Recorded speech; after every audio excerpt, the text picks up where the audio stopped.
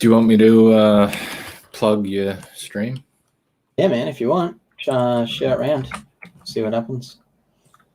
Get some people invited. Okay. Mm-hmm.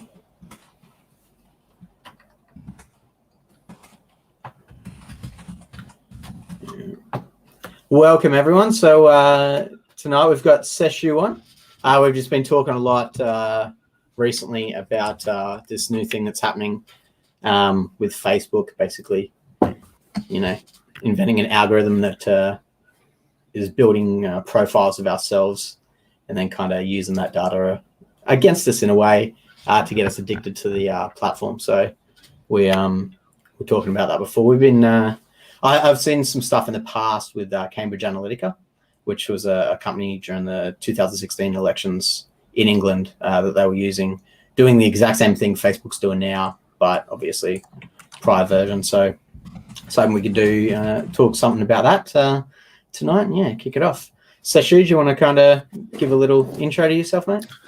Yeah, for people who don't know, Seshoo, my involvement in this discussion really comes from a psychology point of view, because that's part of what I was studying in my previous semester at uni, which was social media usage and that sort of thing. So with the social media, it's a very vast kind of term, and it covers a lot of broad areas. Obviously, with Cambridge Analytica, it's mainly focused in the political realm. But it's interesting because they use a lot of principles from psychology and psychometrics and data to actually analyze people and see what they're into, see how they kind of analyze how they think and that sort of thing, and then use that information to kind of see who they can persuade or change the mind of, or make someone behave in a certain way. So it's pretty fascinating to me. Yeah. What was that word you just used there? Psychometrics. What does that mean? So psychometrics are essentially gauges to measure psychological traits, right? So psycho being, mind, metric being measure. So that's how psychologists essentially do their studies into things like personality and traits and that sort of thing. So they do take data and then apply it to people's personalities, etc., and psychology. So those are psychometrics. Yeah. So pre-personalities that they've already written up and kind of assigned in categories. No, not exactly. To match to that? No, not exactly. Okay. So a psychometric is essentially like a liter or a centimeter or a gram. A psychometric is a measurement tool of a characteristic. Oh, holy shit. But they'd have to have the characteristics kind of pre-assumed. Well, there are things like personality assessments or tests and things like that. They use psychometrics to make those tests, if you know what I mean. So say that you go and do a personality test, right? And the question is, in certain situation X, your response is X, Y, or Z. Those X, Y, or Z answers, they're the psychometrics, right? Mm-hmm. So it's a psychological response and a metric. So it's data gathering. Mm-hmm. So that's and do they have?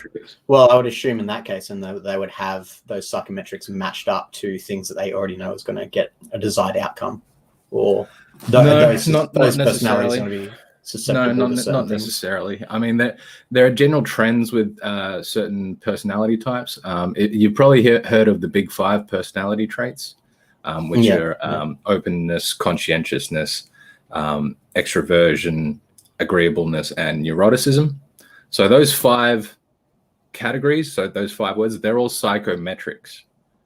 Okay. But under these 5 terms, they're like the umbrella terms, and within each of these terms, further smaller traits or descriptors that fit into that category. And then each person will have a combination and a mix of all these different traits, of these 5 big traits.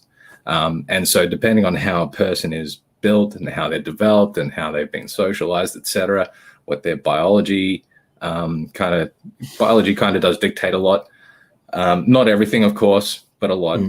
There's the constant nature versus nurture argument in psychology as well. So when you combine all these things, you can kind of get a little bit of a character profile of someone. And you can kind of understand where they might lean left, they might lean right politically, they might lean towards, being, eco-conservative, or they might not care about that, depending on how conscientious they are, or how open they are, or how neurotic they are. So that's how psychometrics work. How accurate do you think they are? They're quite accurate. They're quite accurate, actually. Yeah, no, the big five traits are very accurate, actually, cross-culturally as well, and cross languages as well. There's been highly correlated throughout human beings. So you can go anywhere on the planet. No matter what culture you're in, no matter what language, you'll find you'll find traits, personality traits of openness, conscientiousness, extroversion, agreeableness, and neuroticism. Wow. So that's why psychologists use those big five. Like, we use other psychometric tools, but those big five generally tend to be the one that psychologists go towards because they are quite universal. They're quite good at describing a human personality and the combination of different traits. It can be applied to children as young as like 4 or maybe 5, all the way up until the oldest people that we know of. Right. So what do you think the level is of understanding of these at the moment? Among psychologists, we understand it fairly well. I mean, obviously, there's always more research to do on these things. But yeah, from what we know of how personalities work, I think we're fairly accurate in assessing them. Of course, there's always going to be outliers and exceptions to the inconsistencies, exceptions, etc. Yeah, of course. And everyone's unique, obviously. So everyone has a different combination of these traits, but these 5 traits are generally universal, except for maybe in some extreme cases. Very extreme cases. Yeah. What do you think the level is of where we are now to being able to actually manipulate those, if they're known? I think fairly well if the person being targeted is unaware of these things. Do you think it's harder if they're aware? I think it's easier for people to be manipulated when they're not aware of their characteristics and who they are as a person. When they don't know exactly what affects them and how or why, etc. So that's why we have so many people in these left-wing, right-wing echo chambers, because they can't take a seat in the middle and have a look at both sides.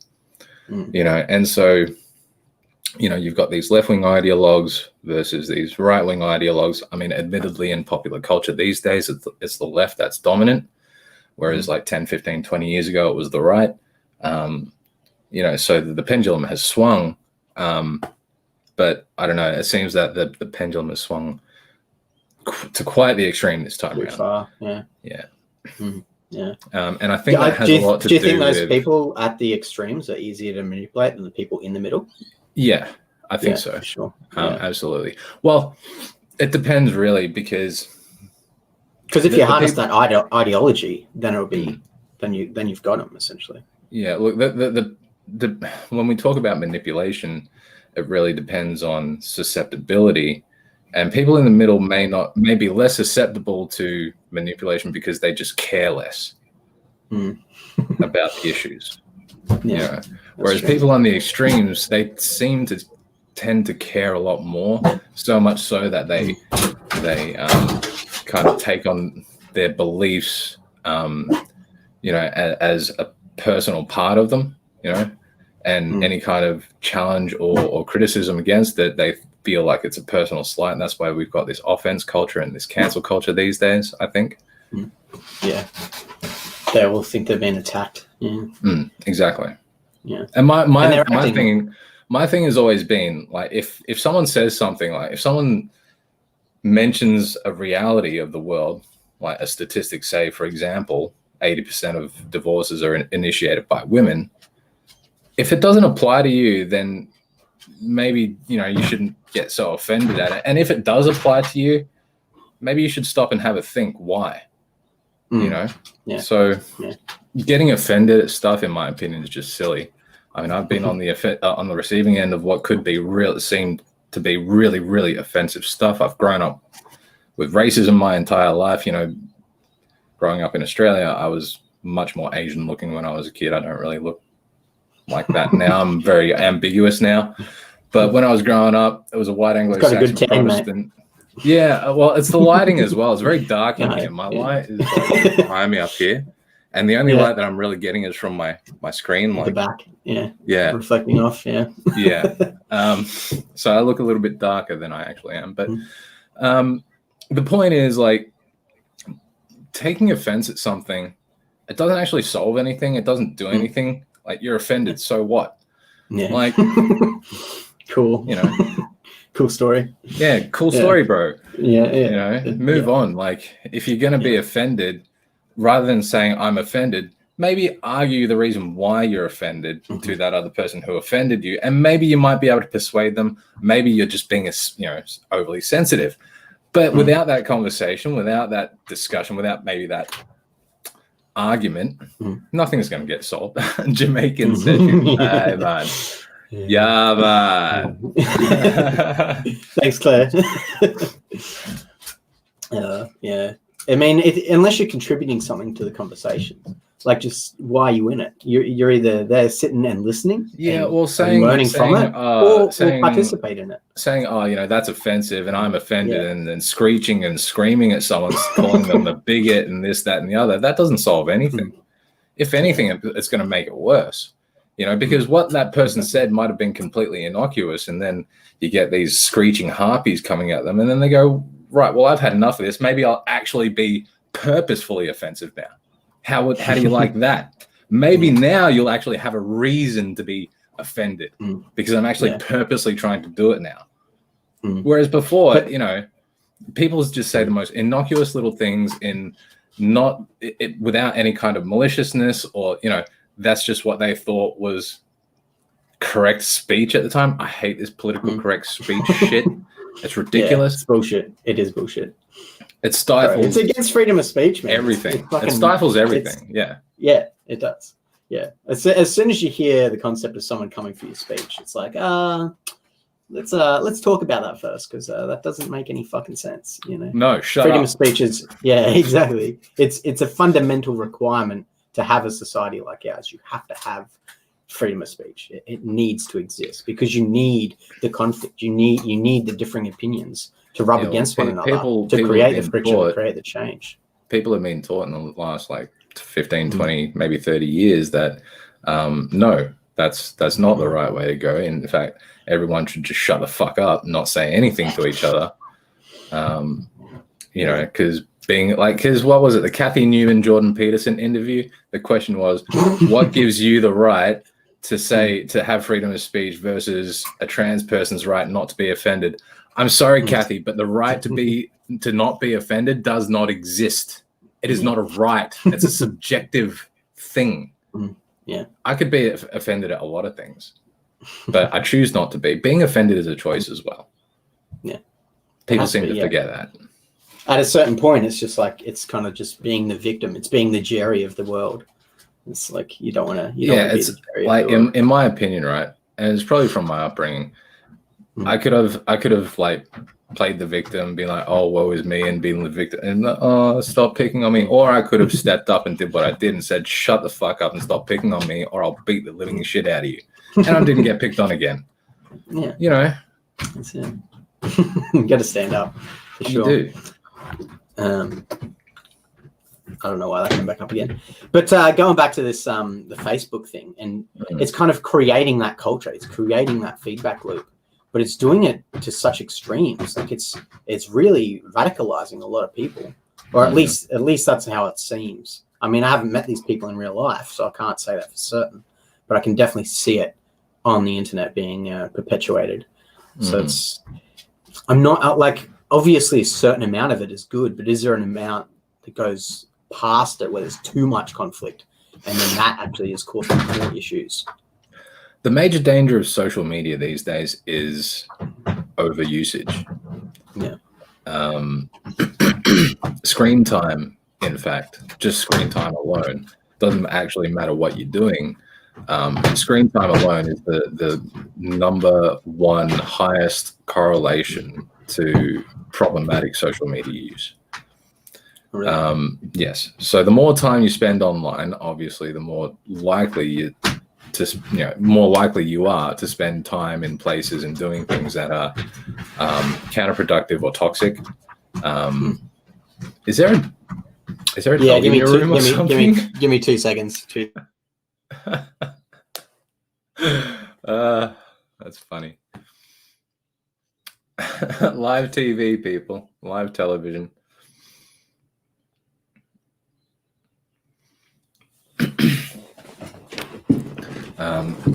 I guess I'll wait for Finn to get back.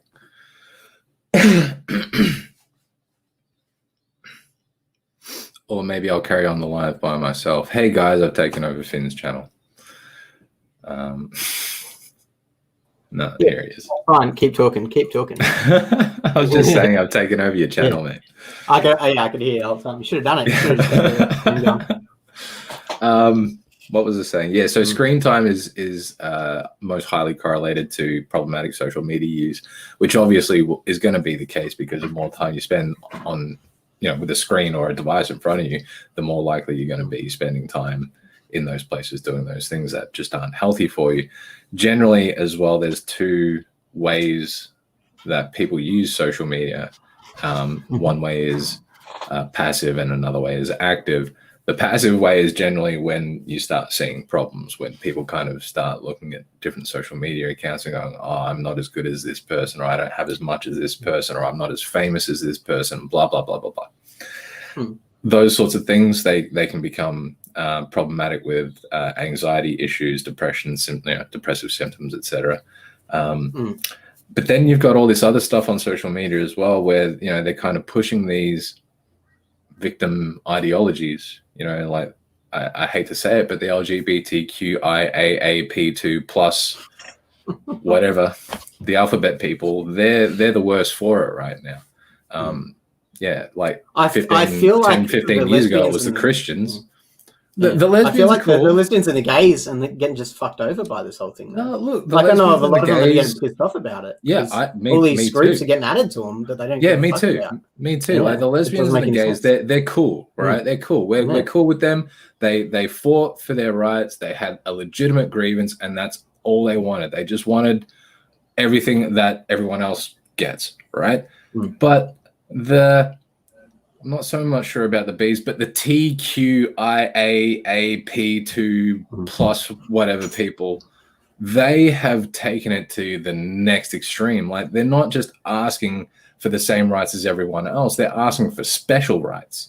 They're asking for extra rights. They're not actually asking, they're demanding that people like myself are forced to call them a certain thing. And if I don't, I can suffer criminal consequences. That's not the same. Concept. That's not the same as a gay person or a lesbian person wanting to marry someone. That's not the same thing at all. Gays and lesbians didn't try and force me to, they didn't try to force or compel my speech. They're not infringing on anyone else. And that was the whole argument. And that's why they had legitimacy when they were arguing it. But now this ideology is infringing on other people's rights, beliefs, freedom of thought, freedom of association, freedom of speech, freedom of religion. They're encroaching on all these freedoms, and yet they're still playing the victim. It's just like, hang on a second, guys. You gotta step back. How do you have all these rights? I mean, they don't have any less rights than anyone else. Yeah, exactly. Yeah. It can't. It has It to will. backfire. Like it has It to. will. It's built into it. It And will acting eventually. like that and right? trying to take more riots, it can't go well. Like it has to. In some way, I don't know how, but it is going to backfire. Well, this is the thing, Finn. Like, I don't know if you've ever been in a physical altercation with someone who's been antagonizing you for a long time. You warn them, and you warn them, and you warn them, and you warn them, and they keep going. And then something happens, and then they cry, "Oh, why are you hitting me? Why are you hitting me?" That's what's going on here. But eventually, they're going to get hit. The Proud Boys are already fighting back against Antifa. You know? Yeah. It's happening. And they didn't even start it. They got attacked first. Exactly. It's like, well, fucking come on, guys. Like, what do you think's going to happen when you terrorize someone? You put the dog in the corner. We all know what that dog is going to do. Everyone knows how that fucking situation ends. Yeah, you can only antagonize people for so long before they fight back, and it's not pretty. But that's the reality of life. Like, I've been in confrontations before. It starts off like, jostling and talking, and then eventually someone throws a punch, and then it's on. Yeah, the game changes. Exactly. And it's the same principle applies with the political sphere. These people, they're like, they're the worst kinds of bullies, yet they're trying to play like they're being victimized, and everyone else is saying like, what the fuck is going on? Stop. It's so frustrating, right? Yeah, it really is. People are just going to snap. And I think the fight back has actually started this year, thankfully, with Trump signing that executive order to ban cognitive race theory in federal institutions. Yeah, schools. That's going to be, I mean, I think he's right to do so. Like, you can't control speech, especially not in a country that's founded on freedom of speech. Exactly. I mean, the fact that they even tried to get that going in the first place, it makes no sense. Whoever put that forward is by definition un-American. Like, you can't be living in that country and trying to change something that fundamental about the country. Well, the problem is, like, because of social media, like it does, like, politics does really link back a lot to social media. Things like, especially platforms like Twitter, and what's the other one? Tumblr. That Reddit. I mean, they're all very, very much left-wing, anti-conservative spaces, and they're the biggest spaces on the internet. These are the biggest platforms on the internet. Right-wing speech has been suppressed a lot.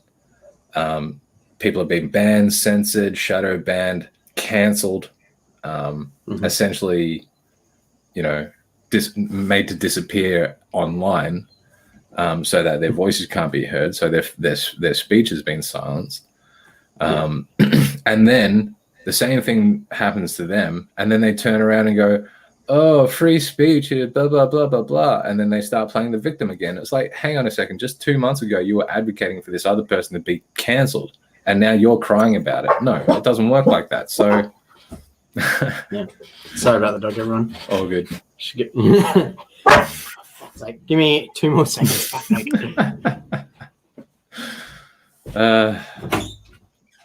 See, this is why I'm a cat person. Just leave you alone. Yeah. Because they don't bark. Yeah. So annoying. Sorry about that, everyone. Troubles of having an animal, especially a dog. Dennis is in the chat. Hey, Dennis. How you doing, mate? Welcome. Jago Miller says, I've been censored on 2 channels. This channel is on 2 strikes. There we go. Anyone who anyone. What for? Dennis doesn't toe the left-wing line. He doesn't toe that left-wing line, so that's why, punishment's going to come your way. Well, have you heard about this 230 that they're trying to get passed at the moment? And it's going to make online platforms responsible for the speech that's on those platforms. Oh, right. Yeah. I don't know about that argument.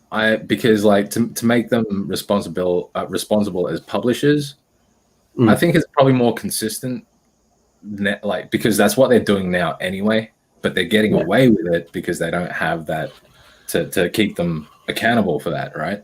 So this is why they can kind of have people saying whatever they want, and then they can curate the thing and go, oh, we're a private company, but then they curate the content. So if you're curating the content, that means you're a publisher and you have to abide by certain rules, but these platforms don't want to do that, of course. So I actually think it might actually be a good thing if this bill passes. However, if that does happen, then they're going to have to take editorial responsibility for what is said on their platforms, which means that they're probably just going to mass purge anyone on the right, any kind of dissenting voice. And these platforms are just going to turn into like the most echoey of echo chambers. And in my opinion, they're probably going to die off like MySpace. It'll be their death, because all those people who have the freedom of speech, they're going to move to a platform where they can do that. And then that is where everyone's going to shift to. Because once you're in the feedback loop, you realize you're in the feedback loop, and then you don't want to be in that, because you, as an intelligent person, you want to keep gaining more knowledge. So you don't want opinions that are just going to keep reinforcing the same thing. You want counters to that. So it's going to force people to move. Not at once, not at first, but slowly and slowly over time, more and more people will migrate to the more open place. Yeah, no, look, I think I agree that's probably what's going to happen. I'm not sure about your reasoning for it. I'm an optimist, mate. Yeah, maybe I'm a bit too pessimistic sometimes, but I don't know. But I hope that actually happens, because these platforms are just cesspools of you know, like they're terrible. They're terrible. They're terrible places for human beings to be hanging out. They're terrible places for human beings to be getting their information and news from. They're terrible places for people to get their opinions from. They're just terrible, terrible places. And I hope they die. Yeah, where can you get news from now, though? Like Twitter is basically all it is. Well, look, I think you just have to look around. You have to look at both left-wing and right-wing mainstream publications, but then you also have to look for some independent journalism. I like Tim Pool. His opinions have changed over time. I think he's become a little bit more alarmist recently, but that's because shit's going crazy in America, so I can kind of understand that. There have been. I mean, he's bought a house out in the woods. He's justified in some ways. Some of his other predictions are probably a little bit extreme, maybe even edging on Alex Jones level extreme. Some of them, I'm not saying all, but some. I always love the Alex Jones streams. Yeah. They're always a lot of they're really entertaining to watch, because Alex Jones is a madman, and I love that he gets Michael Malice on as well to kind of temper the Alex Jones stuff. So it makes it really interesting to watch. Great choice. I don't know who came up with that, but that was fucking gold. Yeah. Promote that person. Yeah. So what we were talking about, sorry, I got sidetracked by the whole independent media. Yeah. So where do you get your news from? Like you kind of have to look around a bit. I look at, CNN, MSNBC, the New York Times. I read all those trash mainstream media places just to see what the current propaganda is. Then I go to the right wing places like Fox, and I see what the right wing propaganda is. Then I go to like our mainstream media, like Channel 7, Channel 9, Channel 10, SBS, ABC, and I go and see what the propaganda there is. And then I go and look at independent thinkers and see what they have to think about it. And I'm also formulating my own opinion all at the same time. Yeah, of course. So I think by doing that, you're less susceptible to being drawn one way or the other. You can see the good from when someone on this side does something good, and you can see the good when someone on that side does something good, and you can see the shit on both sides, but you can give kudos on both sides when it's warranted. I think it's just a much more balanced perspective, and I think that's really what's lacking these days with people and their use of social media is basically this teaching, to be more balanced with your use, don't just focus on one thing all the time. Go and find those different perspectives and opinions, and you know, there's so much positive stuff out there on the internet as well, on social media, like, you know, hobbies and stuff. You know, people who like whatever interests you have. I have a magpie that comes and I have a magpie that comes and visits me on the daily, and I take video recordings of her and I feed her, and like we've got this really cool relationship. I just put up a video on my channel not long ago. Yeah, you know, like just do stuff like that. You know, do some real world stuff. Don't be on the internet so much. You know. Yeah. Things like quite a few. It's good now though, having things like, well, YouTube for now. Let's see if this 230 passes or not, or gets taken away. But I mean, it's good having YouTube because it has everything on there. Like the library is immense. There's any topic you can think of, it's there. It's there. Whereas I think, like you were saying, Channel 7 and 9 and SBS and ABC and all that, I literally haven't watched them in 10 years. I have not owned a TV that's been jacked into the wall for the past decade. By the way, what I mean by that is I don't use the TV. I just look at their reports online. Okay, yeah. I don't even do that. I'm not even plugged in at all. You could ask me anything that's going on according to those media organizations. I'd have no idea. I just completely avoid them now because they haven't spat out any information. This isn't any way relevant to my life. They don't. They just show you what the propaganda is at the moment. Yeah, that's what they're useful for. Yeah, Noam Chomsky was right, man. It's manufactured consent. Yeah, absolutely. It's so obvious. I was watching Noam Chomsky probably around 10 years ago, maybe a little bit longer, and I was like, yeah, he's spot on about all this stuff. You know, and I was actually quite left leaning when I was younger. You know, growing up in Victoria, we're pretty much a lefty state. You know, Melbourne is like probably the most left-leaning city in Australia. Very progressive. Very progressive. And I kind of fell into this postmodernist Marxist kind of way of thinking. And then Noam Chomsky, because he was on the left as well, I kind of started looking at him, reading him, watching him, and I started respecting a lot what he had to say. And then as he kind of revealed what was going on to me with the media and the news media apparatus, I was like, holy shit, I need to re-examine what I think. And so over time, I've drifted much more towards the center. I hold some right-wing views. I hold still many left-wing views, but I'm quite firmly in the center now. I'm a centrist libertarian.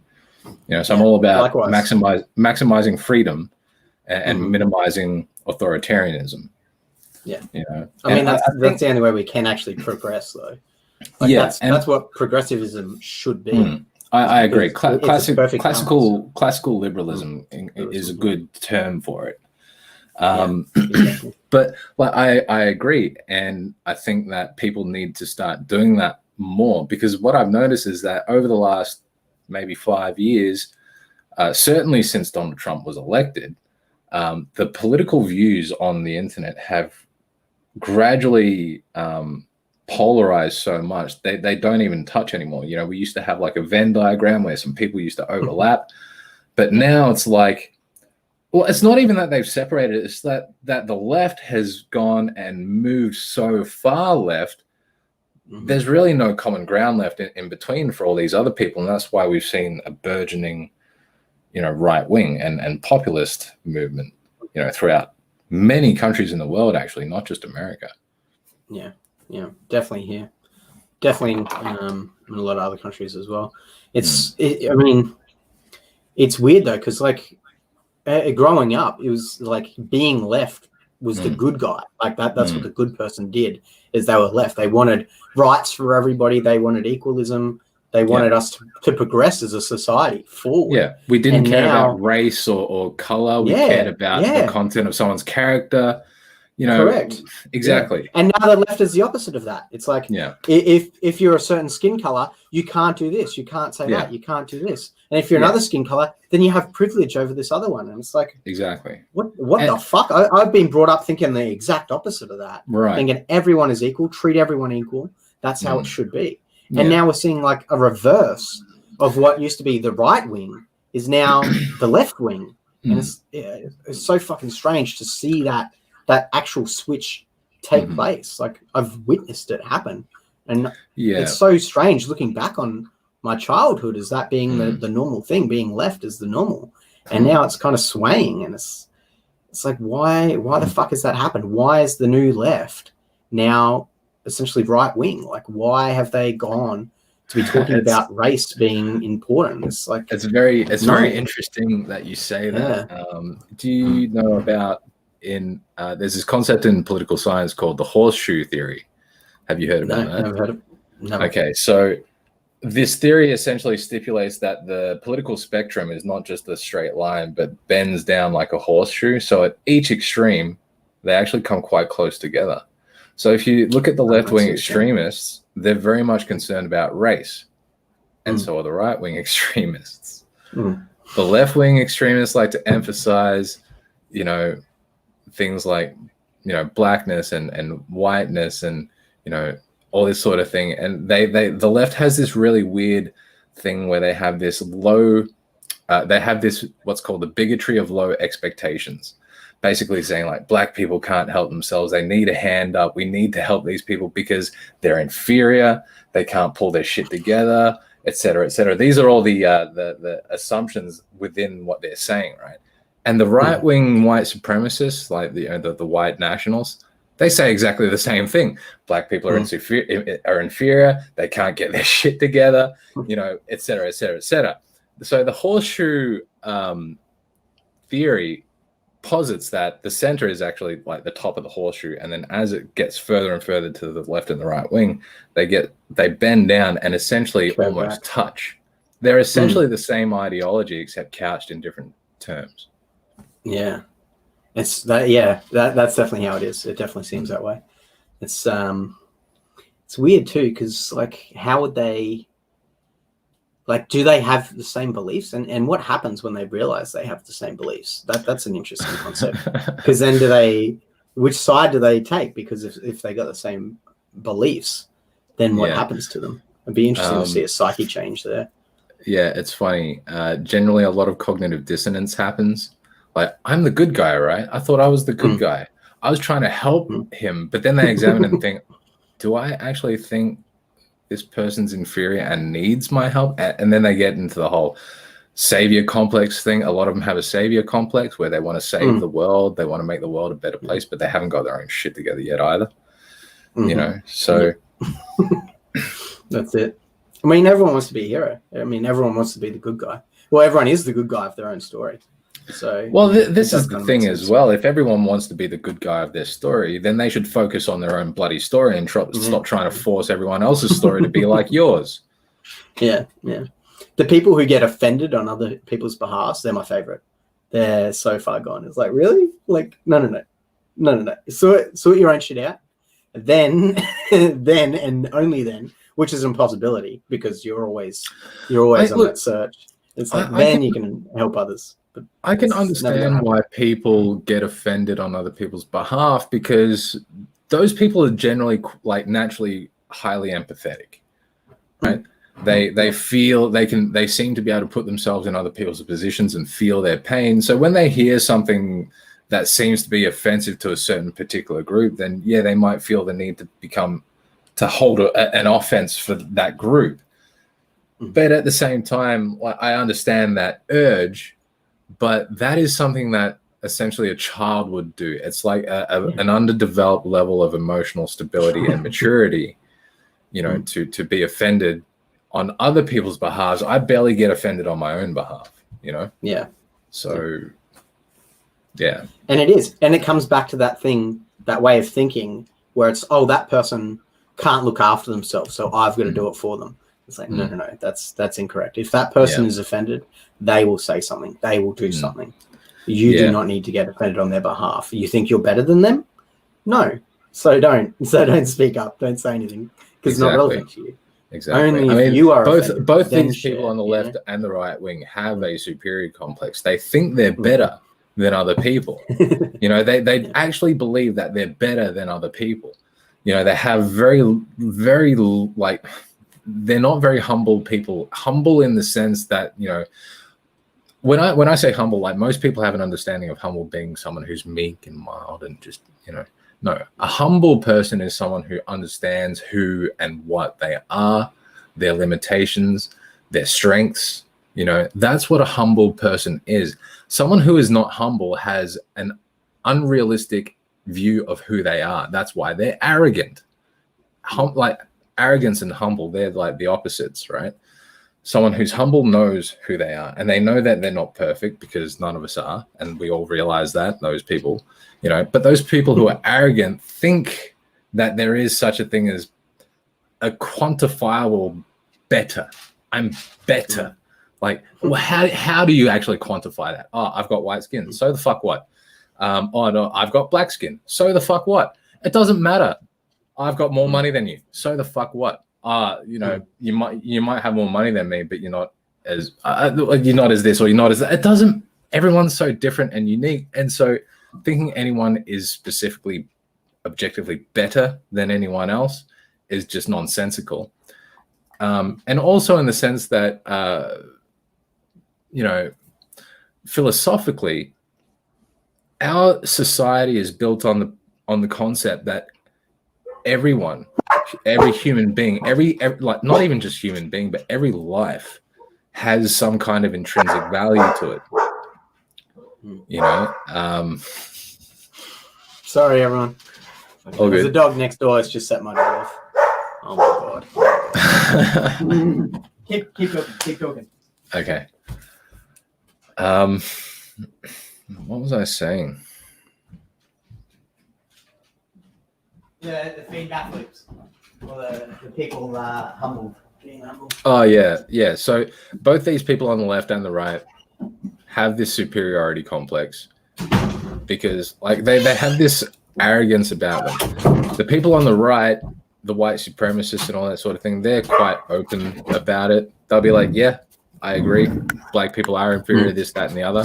Whereas on the left, they'll be like, oh, no, I don't believe that at all. But they've been oppressed for so long and they need help. And because they can't do it themselves, they need a hand up. It's like, just really have a look at what you actually believe. Dogs' lives matter. And those people as well, because they're in the environments online and stuff, where they're in the same groups as one another, they're creating this loop where they're just feeding one another. Oh, you're doing so well. You're stepping up and being a soldier for that other group that you're defending. And it just creates like, I am doing a good thing. I am helping. Very much echo chambers. Exactly. They're very much echo chambers.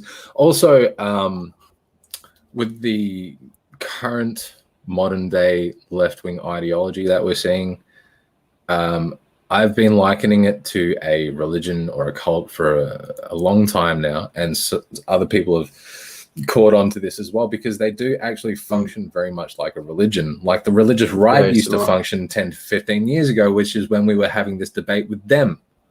The free speech debate and the freedom debate and the gay marriage debate. That's when we were having this argument with them, and now we're having the same argument with the left, except with race and gender and sex, and Western values, like, which is basically what they consider capitalism. So they think everything in the West is just evil because it's based on capitalism, because they take all their theories and thoughts from Karl Marx and apply it to every other aspect of life, when Karl Marx was only applying it to economics, and he applied it really poorly, And so this is why we're having all these issues that we're having, I think.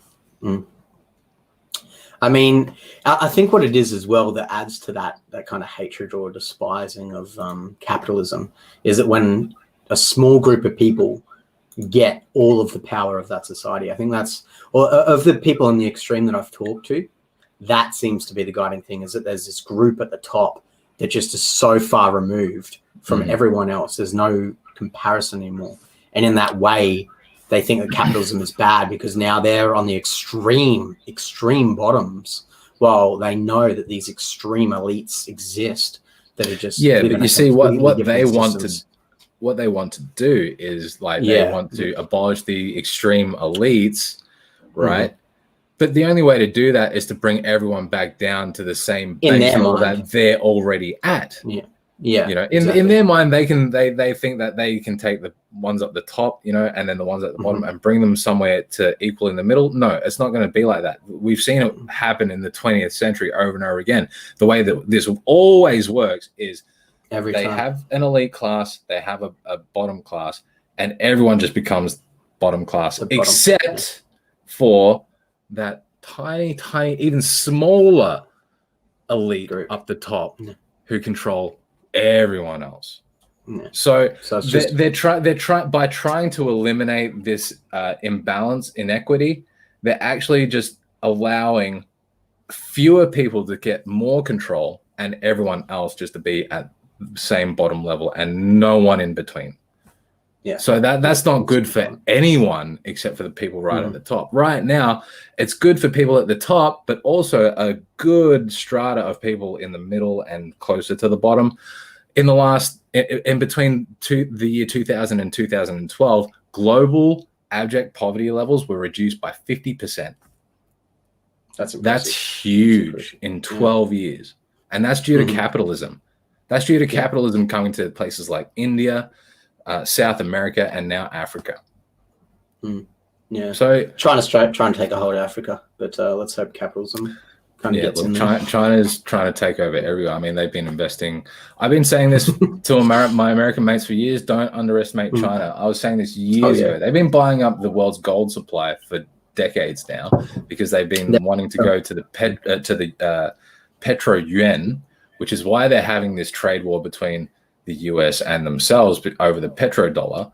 This all goes back to shit that happened in like the 80s in the Middle East and stuff. All right. The petrodollar was the 70s. It was Nixon. Nixon actually. No, I know that's when it came about, but China's trying to change that since like they started buying up gold in the 80s for this plan. And I think this plan is starting to come to fruition.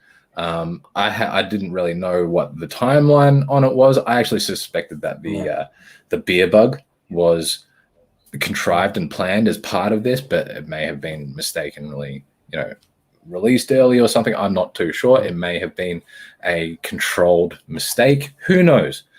All I know is that global politics is fucking dirty as shit. And people are playing all sorts of power games as hard as they possibly can for the control of the soul of humanity. Yeah. I'm reading this book at the moment. It's called The Poisoner in Chief. And it's about this guy, Gottlieb, and he used to work for the CIA, basically. He headed MK Ultra, that kind of stuff. Yeah. And what he was saying, it's a quote from him in the book, is that the internal policy, it's so caught up with legislation and thinking about the consequences of the people in the country that almost nothing gets done. And what everyone's trying to do in those high positions of power is to have that much of an influence that they can actually have things done. And they can't do that internally. So what this guy Gottlieb used to say is, let's focus overseas, because that's where you can actually get things done. And the reason for that is that as soon as you start talking about another country, your country's rules no longer apply. So there's essentially no rules of engagement. There isn't one, unless you come down to war, which NATO kind of steps in.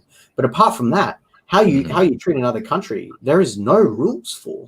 And these countries, the reason we see this massive conflict is because we think of other countries' people as different or lesser.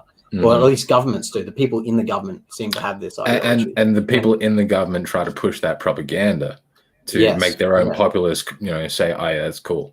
Whatever. They dehumanize the other. Right. Correct. And so, and look, that's actually a really insidious argument as well, because the globalists will use that particular argument to argue for a global, government. Right. Yeah. So these things, like, that's just one example of one little thing, and that's already getting quite complicated. We've taken to the whole gamut of everything that's going on in the world, all the players in the game, all the different agendas in the game. It's a gigantic fucking chaotic mess. Yeah, it's a clusterfuck. Absolutely. I mean, it's pure chaos. A clusterfuck in a dumpster fire. Yeah, exactly. Yeah, it's literally chaos. It's literally 7 billion people all out for themselves. And it's crazy when you get to talking about China, which is a population of 1.5 billion, and that country is now making a fucking very strong move for worldwide domination, and it could very easily pull it off, very easily. Well, not easy, but it could do it. It's something that it could actually achieve. Well, they're still working. They're still working on it. You know, that's the thing. Exactly. Like, it's not these guys think in centuries. You know. Exactly. Exactly. Yeah. Like, I've been again warning, you know, my American mates over there and anyone else who would listen about China, is that they play the long game. They don't care about 4-year terms, you know, in politics. They don't give a crap about that, because they have a chairman for life, you know, until he dies, and then they pick another chairman, and usually they're all on this. They all have the same kind of agenda. I mean, within the Chinese Communist Party, there are like probably 2 main factions, but they generally have the same agenda. They just have different approaches to going about it. And then, you know, there's kind of like a middle, not even a party, maybe a tiny little middle group in Chinese politics where they kind of look at the overarching picture.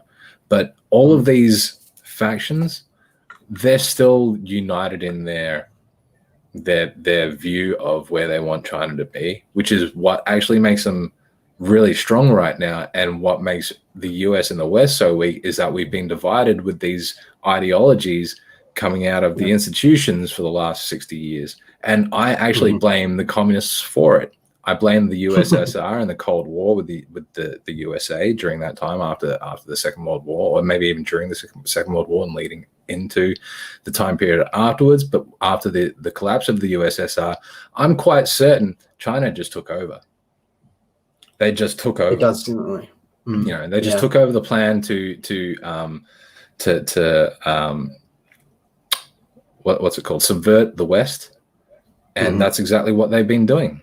You can see it. They've been doing it with their economic policy, their foreign policy, their domestic policy, the way that they control their own population. You know, you can see that they're preparing for something big. Yeah, they definitely are. It's fucking scary. Have you seen this Chinese billionaire that's part of Xi's party? You know, up on stage talking about how he's essentially already bought out Biden, and he's laughing up on stage about how they're about to get control of America. Biden's son got all these deals. Who do you think set them up for him? Shit like that. You know, I mean, the Chinese are so chuffed that Biden is now the president-elect. I'm pretty sure Trump actually won. I mean, because for all legitimate presidential elections in the past, Biden got 80 million votes this year, but I think that's because of cheating. But for legitimate votes, Trump got 74 million. That's more than Obama in his, you know. That's more than any president ever. Exactly. The only reason why he's second is because of Joe Biden. But we've seen so much evidence of fraud and just put, like, if not fraud, really potential. We have to say potential. If not fraud, really poor electoral practices, which could, in my opinion, throw things into question. But if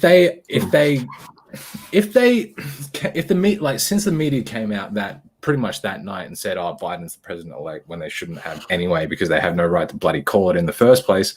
If they hadn't have done that, which is why I think they did, this is deliberate. If they hadn't done that, and then Trump contested and he ended up winning the election through the Electoral College and through the Supreme Court, etc., then, you know, it would have been, people would have been pissed off, obviously, but the majority of the country would have been like, great, our electoral system is not so corrupt that we can't get a result anymore. So I think they said that right at the start, so that, you know, because I think, my opinion, YouTube, I think he was cheating. Okay. And I think that's how he got that many votes, because there's no way in hell Biden was more popular than Obama. There's no bloody way. There's no way. I don't know if you've been following my channel lately, but I've been covering all the hearings and everything on my channel, and the footage that I've seen of them recording it at the polling stations and stuff like that, it is fucking ridiculous, man. There's one video I've seen that's on my channel. Please go watch it. Like anyone watching now, pause this and go watch this fucking video, what they do, they literally come out and they say, hey, everyone, we're done counting for the day. You can all go home. So everybody packs up. The watchers go home. The counters go home. Everyone leaves except for a small group of 4 people. They stay behind. Once everyone's gone, like 11 o'clock at night, they pull out these fucking boxes of ballots from under this fucking unmarked table that's got a fucking cloth over it so no one knew there was anything underneath it. Pull these ballots out after everyone's gone and then start counting again for hours. For hours that goes on. And if that's not enough to convince someone that there might be something dodgy going on, if we look at how many votes came in for Biden and how many votes came in for Trump, there was a massive spike of about, I think it was like something like 20 million ballots being counted for. No, actually it was more than that. Maybe like 100,000 ballots being counted for Biden and absolutely none for Trump within that period of time. That never happens in a legitimate electoral count. Never.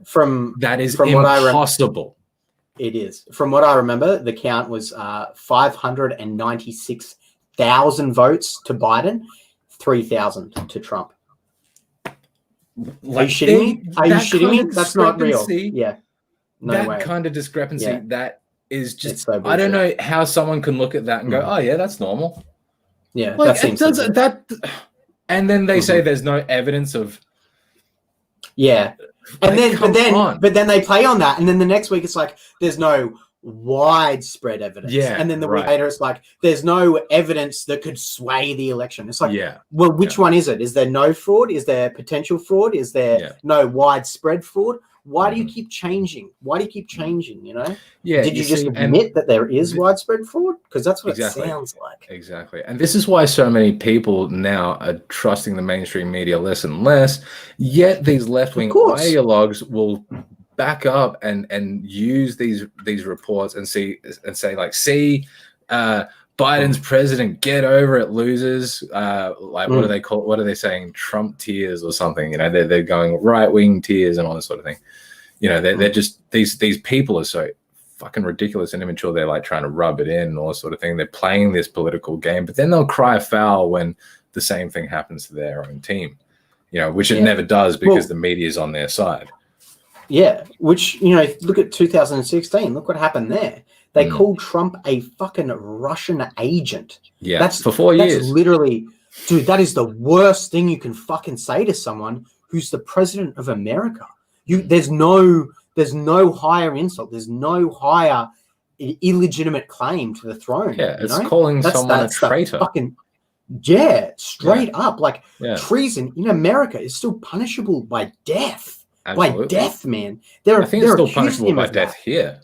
In Australia, I do not know on that, but I wouldn't be surprised. Yeah, but I mean, and you're calling the president that, and for 4 years, and then there's no correction at all, and then there turns out to be zero evidence of it. Even when they're now you've got to be lying, they still don't.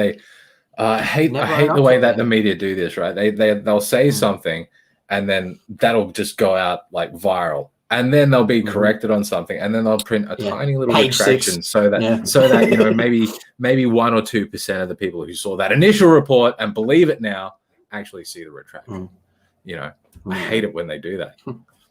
And then they start complaining that Trump calls them fake news. But if Trump has said anything that's actually correct, 100% correct, CNN is fake news.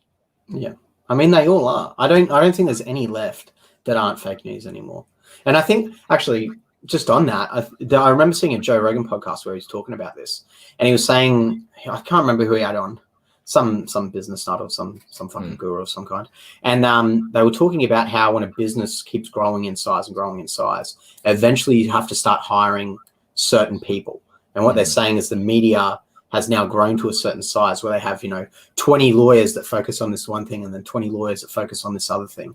And their marketing division is now so large that they have to follow what the marketing team tells them to do. Otherwise, they can't do it. And then he was saying, I really can't remember who it was. I think it was Matt Taibbi, someone like that. And he was saying they actually moved it was actually. He was saying that the day that they moved the marketing to the same level as the journalists, that was the day it was done, because then you had to have the journalists run through the marketers to see if it was okay to type that up. And they'd all of a sudden switched this thinking, because they're no longer journalists anymore. They're now going through what the marketing team, what the business team is telling them they can say. So they now have this controlled thought. And the best evidence of that is the past 4 years, Trump getting called a fucking Russian. And now, with no evidence whatsoever, now stuff comes forward where there's a billionaire in China linked to the fucking party, the Communist Party, is now bragging on film in front of a live fucking audience that they literally own Biden, and there's zero fucking reports of it whatsoever in the fucking mainstream media. Like, what the fuck are you talking about? Yeah, there's legitimate evidence of it. The FBI are investigating it, yet the media says nothing. Yeah. The FBI, I know, right? But still, like, the point is that they have this investigatory body, and sometimes they hide shit, sometimes they expose shit, depending on the agenda, right? But the point is, they're being investigated, and Joe Biden is linked to that. And Joe Biden used his clout and his pull and his resources while he was vice president to Barack Obama to get him, his son, and his brother, actually, some pretty lucrative business deals. If that's not a conflict of interest with China, in fact, and the Ukraine, but specifically with China, if that's not a conflict of interest, then I don't know what is. Another thing. He literally flew him. Sorry, just to cut you off. Sorry, man. Can I just because I'll forget this. Another thing. All right. Shit. Oh no! No! Oh yeah. Another thing about these leftists, right, is that they keep accusing Trump of being a Russian, asset or whatever, right? So they're really, really anti-Russia, yet they're so pro-China. I don't understand why Russian communism is worse than Chinese communism, because in my opinion, they're both just as bad as each other, maybe except in China as more of a technocracy than in Russia, which is actually, in my opinion, even scarier. Yeah. As far as I'm aware, Russia doesn't have concentration camps for Muslims where Russia doesn't have concentration camps, where they're harvesting organs and using slave labor. Russia doesn't have a social credit system where they can ban people from buying, selling, trading, traveling, speaking, using social media, or anything like that. Russia doesn't have any of this shit. And yet these leftists, especially the ones in America, especially in like California and like New York, these far lefty types like Ocasio-Cortez, people like that, they're all pro-China. The NBA are pro-China. Like, American corporations are pro-China. Disney. I don't get it. I don't get it. Except, well, think about Disney. Think about how big Disney is and how many news companies is owned by Disney, and they're now playing the Chinese game. Disney's Chinese now. Like, So this is what I'm saying. Like, over the last 20, 30 years, China's been buying up everything as a government. Not just they've allowed some semblance. They've allowed a semblance of private ownership for businesses in China, but it's still, you have to have a CCP liaison if you're going to do business over there. So you have to do everything that the CCP wants anyway. So they essentially control you anyway. Yeah, it's built in. So you have to do it. Yeah, so they've been playing this really insidious long-term game, and it's starting to really come to fruition. I've always said, I've always had a lot of respect for the Chinese Communist Party because of how ruthlessly intelligent they are, but that's what actually makes them really scary. I mean, just look at this little thing here. Hopefully, to come up on the screen. Look at what they own. They own ABC. So anything you get from that in America, you go on. It doesn't have it on here, but I'm pretty sure as well they also own Fox. I'm pretty sure they bought Fox. Right. One of them like that. Fox News, and it's like, well, if they're playing by the Chinese rule, then by definition they would be Chinese because they're following the Chinese rule, not American rule. So it's so strange. Going back to Biden, though, what I was going to say before is the level of corruptness that Joe is. He literally, not making this up, literally flew his son to China on Air Force Two so that he could have a private business deal. That is correct. What the fuck? What the actual fuck? How the fuck did anyone allow that to take place? I mean, well, god damn. And how is no one reporting this? This is the thing. The media has had a left-wing bias for the longest time. And like you said before, Matt Taibbi mentioned that the marketing stuff has moved into the journalism floor. And where do you think all these marketing stuff comes from? It comes from people like who came out of human resources degrees, things like that, gender and race theory, it came out of all this postmodernist, neo-Marxist thinking from the universities. And like that's gotten so far to the point now it's actually in primary schools. Primary school kids are being taught this shit. Yeah, I mean, it's so fucked up. Have you ever heard of a guy, a Russian guy, used to be a spy? His name's Yuri. Yeah, that's the one. Yeah, where he talks about this. He literally talks about this, saying like, this is how you do it. You get into the education system first, and then from there, 20 plus years later, after you inject into it, now the entire society is now spreading those ideas and those concepts. And it's so fucking true. It's so fucking true. That's exactly what has happened.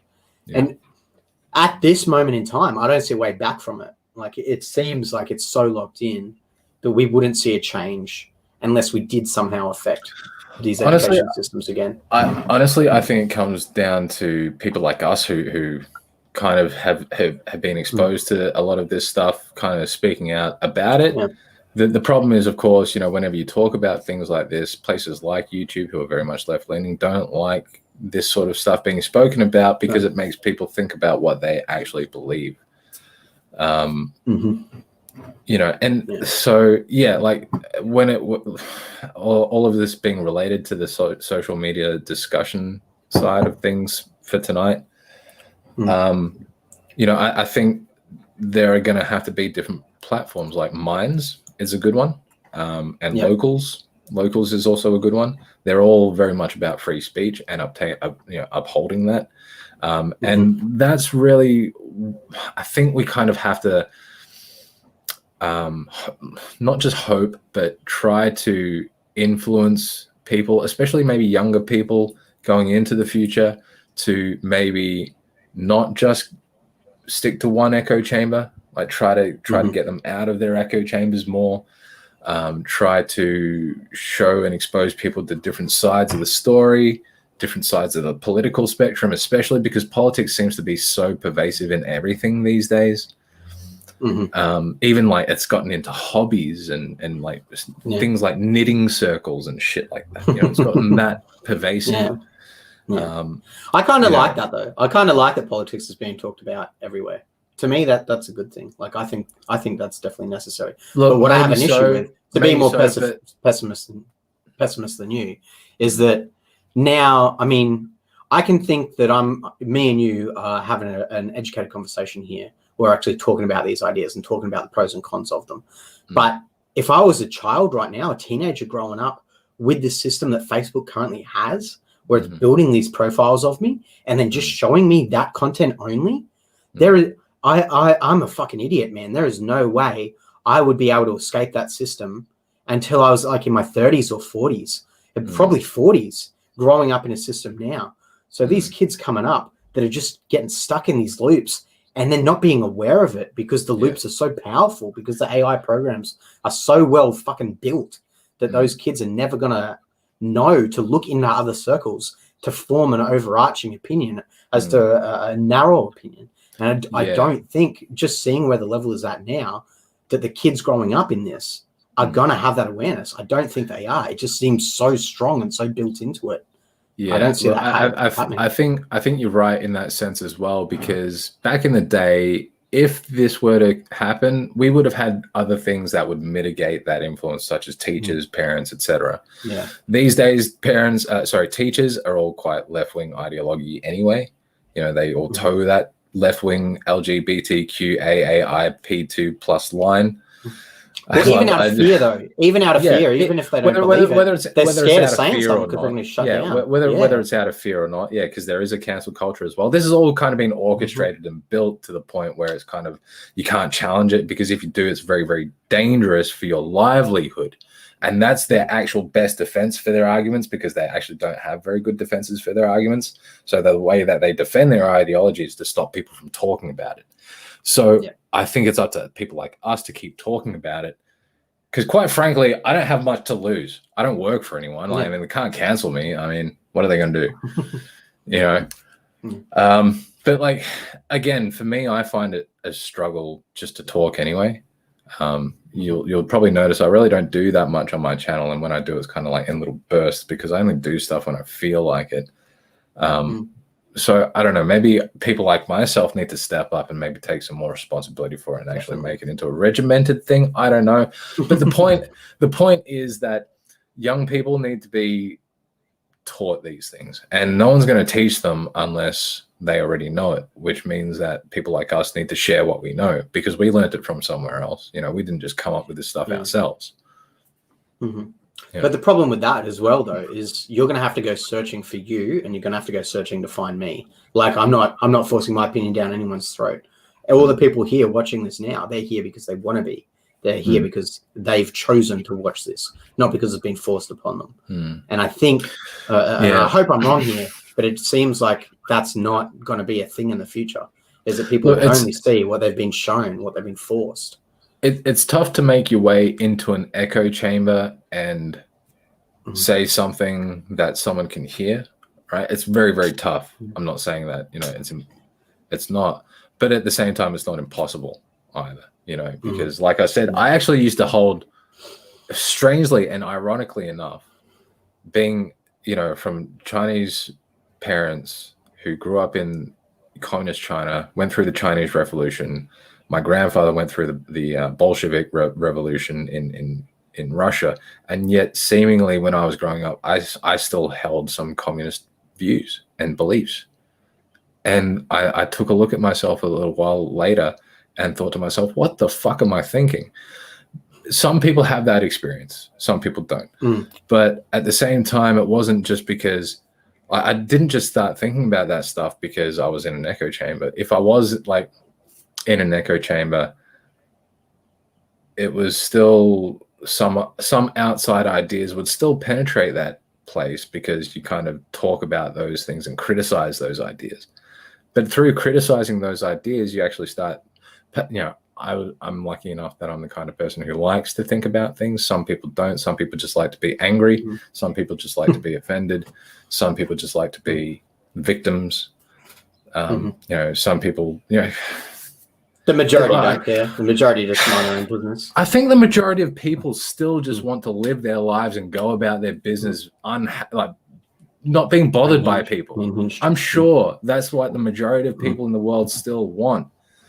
But this minority of ideologues, both on the left and the right, are very loud. Obviously, it's the left that's the loudest at the moment, because the right has been silenced, even though the left and the right, extreme ends kind of believe the same things, guys. Get together, you might get something achieved.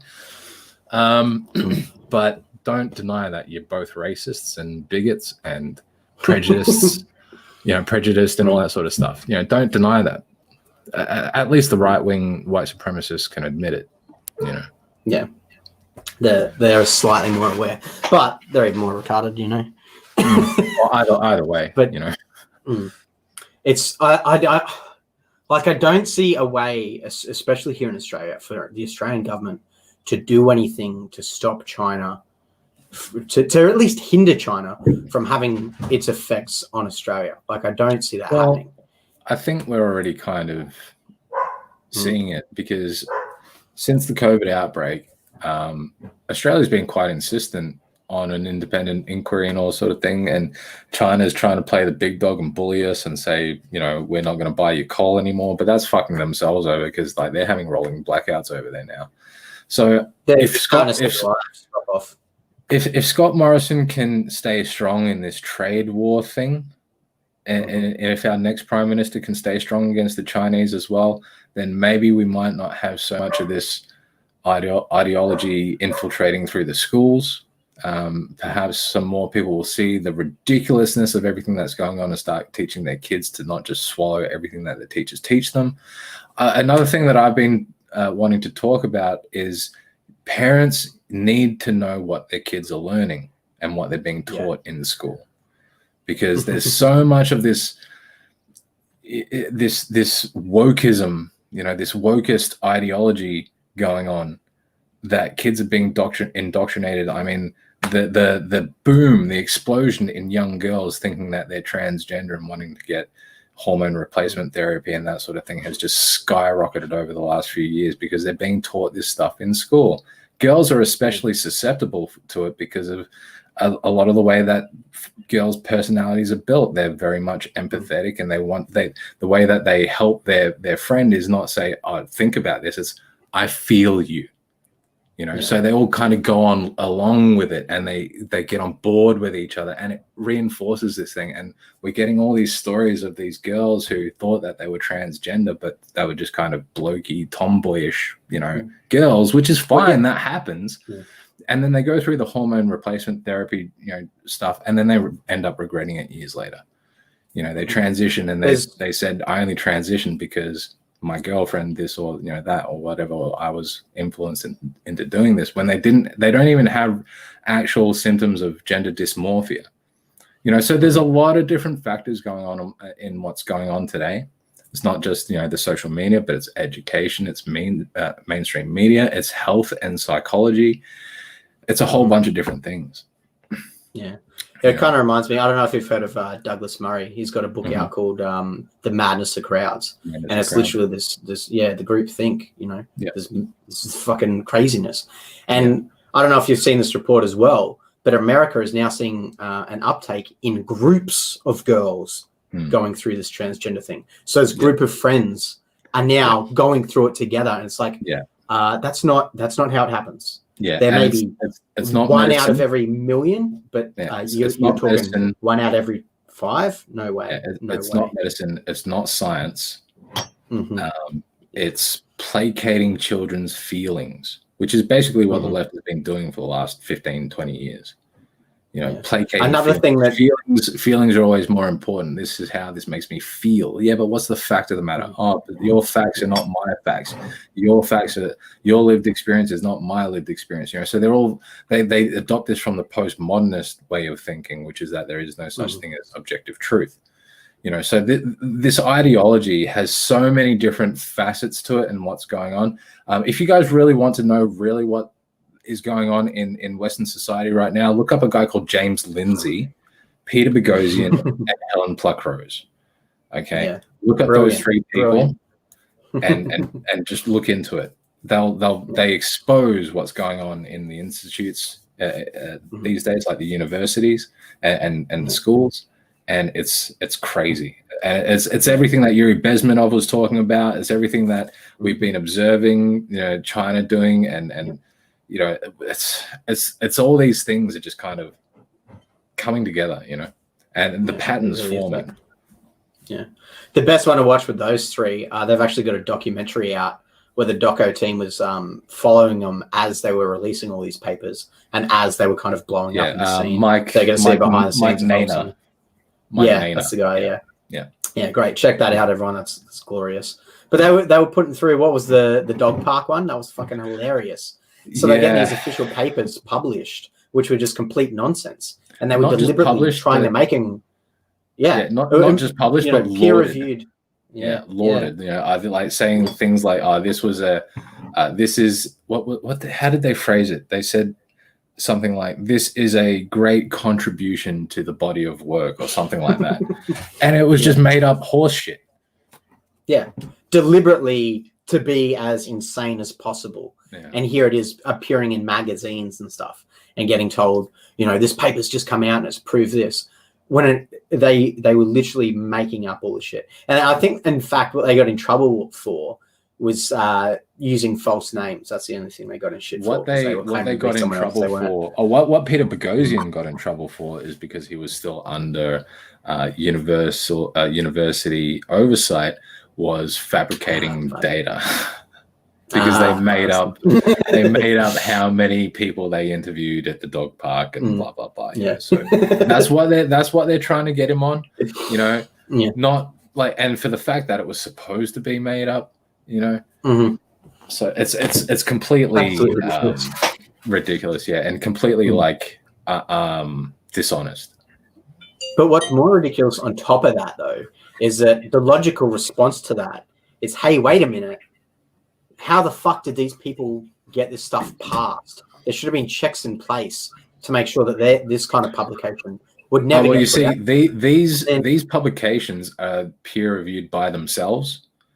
You know, so this is how, like, James Lindsay just like basically explains it, right? So what they'll do is this publication will have a particular ideology, and then they'll get ideologues to write their papers, and then they'll accept those papers.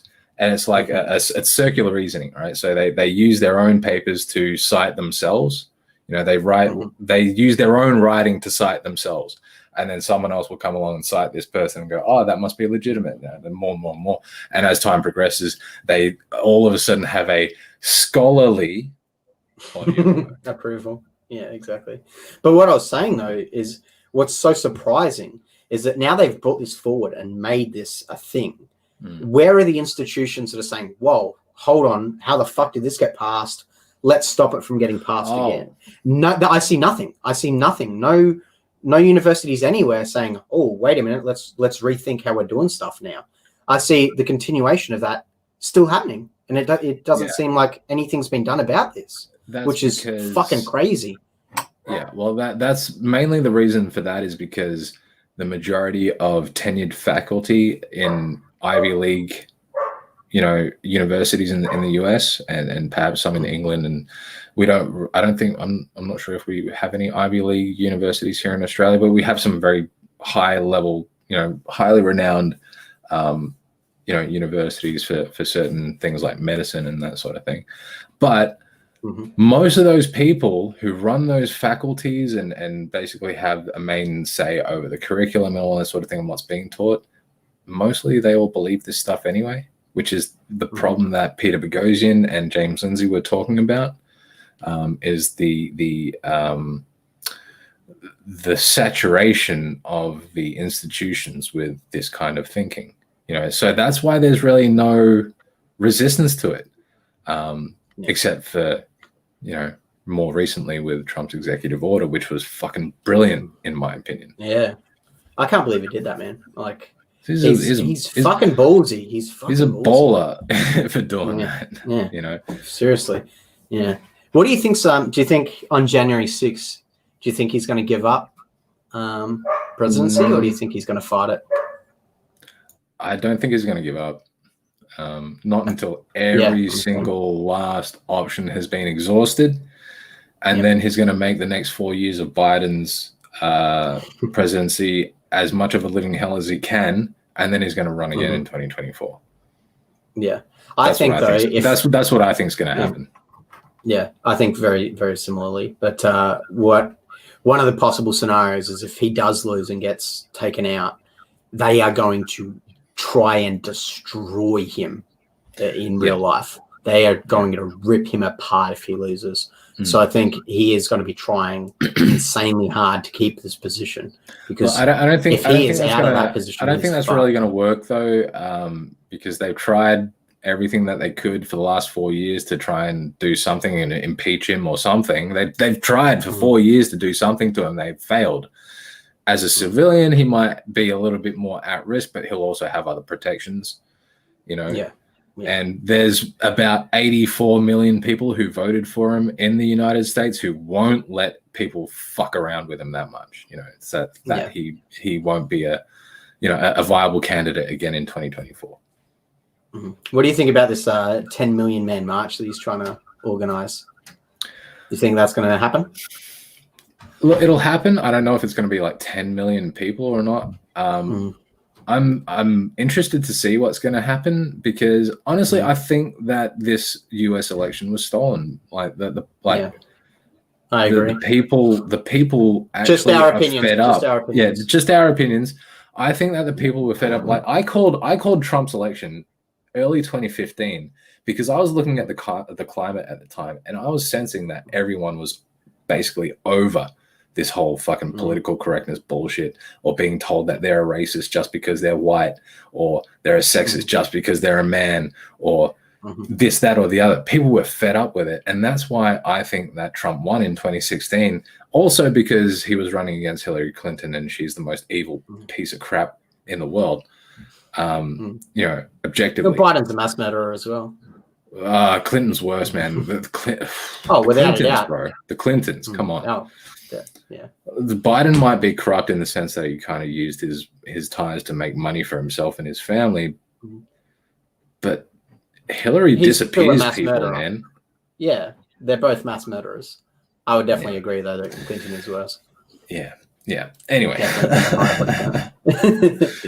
But, anyway. I mean, I think if he does get the 10 million people showing up, even if he gets 1 million people up, man, I think he's going to try and just keep the White House. Like, even if the vote comes forward, which... No, I don't think the vote will go towards Biden at the end. I think the vote will go towards Trump. I'm pretty sure Biden is going to become the next president. You know, through the Electoral College. I don't think Trump is going to win his challenges in the court. They haven't actually seen the evidence yet. They've just been throwing them out on procedure, which is stupid. All right. I actually think that, you know, they could do this march. They could get mass turnout. If they get 10 million, if they get more than that, I would think fine, fantastic. That's the will of the people. That's the voice of the people. They have every right to do it, and kudos to them for doing it. But after that, if Biden is still declared the president of the United States, I think Trump will go, okay, fine, take it, but I'm coming back. And the next time round, they're gonna make sure that the electoral process is above board, that there can't be any cheating. Because like this time around, what we're seeing this time around is what I actually expected against Hillary. I expected the establishment to try and cheat and screw over Trump, but they were just so arrogant and full of hubris, they thought it would never happen, and Trump ended up winning by their complete shock. Everyone was shocked. The media was shocked. The left wing was shocked. I was not shocked at all. I was predicting it too. I was getting into arguments with people. I'm telling you, Trump's going to fucking win. Like, he's definitely going to fucking win. I should have put money on it a year ago, man. Like a year before it happened, because it was like the odds were like 10,000 to 1 or something at that point. Yeah, so because everyone was just laughing at Trump, and I'm like, you guys are idiots. For sure.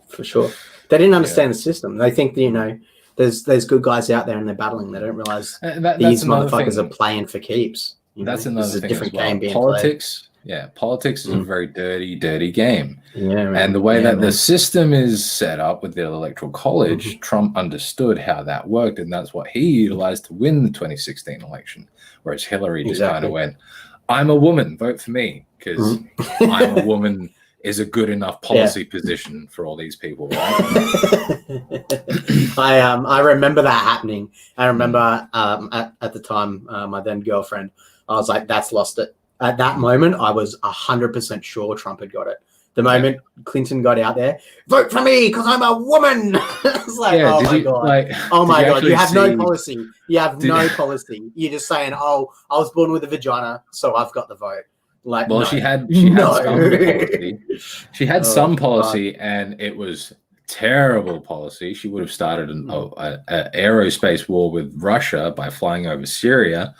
Imposing an American no-fly zone over Syria. That would have caused the war between the US and Russia. And Hillary was all for that. She was keen. You know, she's like the warmonger in chief. You know, she's I was really glad when she didn't win the 2016 election. However, I thought she would, for the reason that I thought that the establishment would cheat. And since Trump won last time, what we're seeing this time around is the establishment making sure that this never happens again, where a candidate never gets elected again unless they want them to be. Next election, the 2024 election, is, in my opinion, going to be one of the most fascinating things to watch, because it's going to show us, in my opinion, just how far the deep state goes. Yeah. You know, we know it exists now. We know that they're playing their hands. We know that they've got their strings attached to a lot of different people and their fingers in a lot of different pies. I just want to see how far it really goes and how much power they actually can wield against the people of a nation. Well, I mean, just looking at what they have now, it's so immense already. Like they already own all of the media. We know that now because we can see who the media is pushing for, and we can see what kind of power they have in the political arena because we can see what politicians are standing up and saying, hey, this election may have some fraudulent stuff going on. I just want to see how powerful they are, all right, in the next election, because that will kind of show me whether they're strong enough to still cheat in an election, even though they kind of previously cheated the last one and only just got away with it. Well, it's hard to say, man, because I don't know if they get in this time, if they are ever going to allow someone like Trump to ever happen again for a non-approved person to get put in.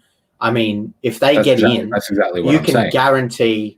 You can guarantee the next 4 years that is all they are going to be doing is to be making a bulletproof system to never allow someone from outside ever to get back in again, ever. Yeah. And they're going to spend all of their effort fucking doing that.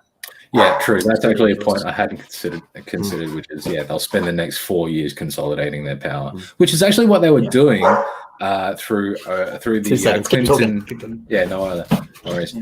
Which is actually what they were doing through the Clinton and Obama presidencies, where, you know, I don't know if you guys had noticed, but they'd been accumulating a lot of presidential executive power in preparation for Hillary Clinton to become the president.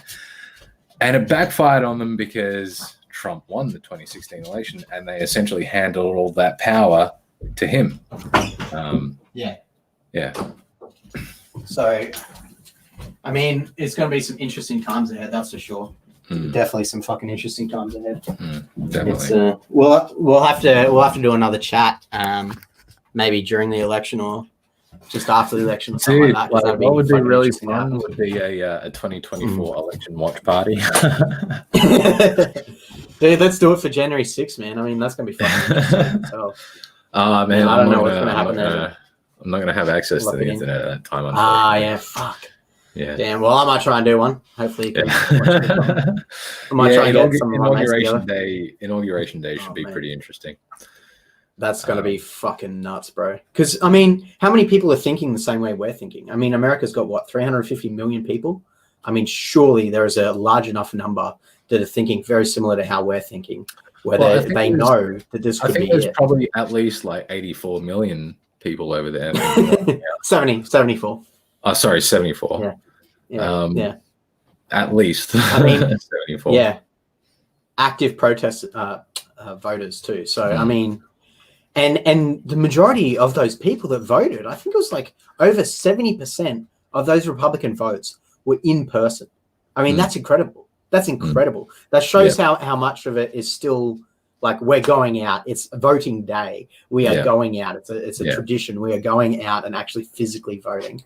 I mean, to see that that's still a thing is incredible. Yeah, I mean, if they're doing it to vote, they're going to do it if they're going to keep that guy in power. So, look, to me, it's pretty inspiring to see the Americans doing that because, for us Australians, voting is mandatory. You have to go out. You have to go and vote.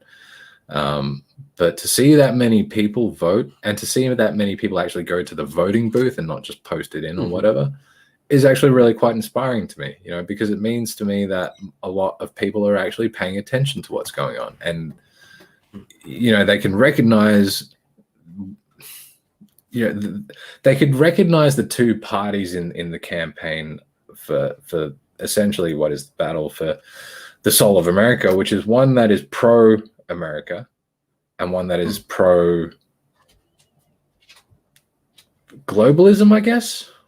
Well, China. I don't even know what they're pro. I don't even know what they're pro. All I know is that they're not pro their own country. No, definitely not. Definitely not American. Yeah. Long since been American. They are 100% pro-China now. I mean, there's so much evidence pointing towards it. I mean, it's ridiculous, genuinely ridiculous. I mean, I don't see if Biden gets in and Biden holds it. I mean, I don't see America ever being the same again. The amount of things that are going to get passed that are going to take away American rights, I think this is going to be a turning point in history. Yeah, look, Tim Pool has been calling civil war for a while now. I've been talking about American civil war for at least 6 years. Well, there's Michael Malice as well. Peaceful divorce. I mean, that's not a bad idea. Peaceful divorce. I mean, it happens. You're looking in terms of 50 states peacefully divorcing each other, whereas like most people can't get a one-on-one divorce peaceful. You know, I mean, most people would have the peaceful divorce, but there would be extreme cases of the shitty divorce. I mean, a lot of people do get. I just divorce. Look. But, 50 states. You are right. If that could work, I think it would be a real shame, because the USA is, in my opinion, one of the greatest experiments that humanity has ever conducted, and it's maximized the most amount of freedom for the most amount of people in history anywhere in the world. I think it would be a total shame to throw all that away. Maybe like if they could preserve half of it, it's better than nothing. But, you know, I would rather see people kind of come around and kind of jump on board with the freedom train, you know. And like, it might be harder in a lot of senses because you have to be responsible for yourself. You know, you have to kind of do things for yourself. You have to make do with what you've got. You have to work on your own merits. That's scary and difficult. And a lot of people can fail a lot of the times. But that doesn't mean that it's better than, you know, but in my opinion, it's better than being reliant on the government just to provide you with a place to live and food to eat, and that's basically it. You're basically making yourself a prisoner of the state. And in my opinion, like this is an old adage, but give me freedom or give me death. You know, that's what I think. I'd rather live free. I'd rather die free than live as a slave. That's it. I mean, you're talking to someone with Scottish history, mate. Scottish blood running through me, so I know that very well, man. I mean, our people have been fighting the fucking Romans since day one, since Remus and Romulus built that fucking wall. My people have been fucking against them, man. So, I mean, of course, freedom in my mind, seems to be the only way forward, the only way for a society, or at least a civilization, like a planetary civilization, to continue. It doesn't seem possible for communism to get us to the stars. I mean, I don't think that's ever going to happen, man. I don't think capitalism isn't the only way forward, or at least the best way that we have at the moment. Yeah, look, freedom is the best way forward. Capitalism is basically the best system we have at the moment. Not to say it doesn't have its issues, because it does. Of course. Utopia is impossible, man. No, it always will be. But look, in my opinion, it's better to struggle with freedom than not struggle with captivity. You know, I mean, exactly. It's just, to me, that it's no way to live, and it's not interesting. It's not fun. It's not like living like that. It's not even really living. It's just existing until you die. You know, it's not even life. So it's slavery, man. It's literally slavery. Yeah. Look, anyway, this has been a good discussion. It has, man. I've enjoyed this chat. Yeah, we've been going for a little bit, and I'm starting to get a little bit, burnt out. But yeah. We'll have to do it again soon. We'll definitely have to talk more about it, because, this subject's so complicated, and there's so many rabbit holes to go down. Politics being one of them, but then I often think about personal relationships online and how personal interactions happen between people on the individual level. I mean, even that will have an effect on society, as a whole eventually, but the butterfly effect sort of thing. When these sorts of interactions happen in aggregate often enough, certain social consequences can manifest. And so, I like to kind of look at that sort of stuff as well. So there's all these different facets to the whole internet, online, social media, news media sort of stuff that we really can talk about. It's so many ways it goes down. But yeah, like you said, this has been a pretty good chat. I've enjoyed it. We definitely have to do it again soon. I mean, the issues that we're covering are so complex. I mean, you'd need an army to be able to actually comprehensively talk about it all. So, but I think at the same time, having individual chats like what we're doing now is necessary to create that system where it's better and better each time, because you have people talking about the errors and talking about the good stuff from it, and we can build from that, and just creating more opinions, because more opinions is what we need. And just having this feedback loop of this negativity on the left and on the right, I mean, it's a dumb idea. It's a dumb idea. What is it? Divide and conquer. That's how you take over. So pretty much anything that divides you, I mean, that's a dumb idea. So, that's another thing that I have about this ideology coming out of left at the moment, is how much they divide. They divide everyone up into their little groups and stuff. But and so we'll talk about it more as time progresses, and I'm sure there's going to be more events in the future that we can kind of use to exemplify what we're talking about as well. So it's been good, man. That's it, we'll have to talk about the election after it happens. It's gonna be good. Yeah, exactly. All right, have a good night, everyone. Thanks for tuning in. Thanks for watching. Been a pleasure. Thank you very much for having me on, and hope everyone enjoyed. Of course. All right. If you want to go check out Seshoo, where can they follow you?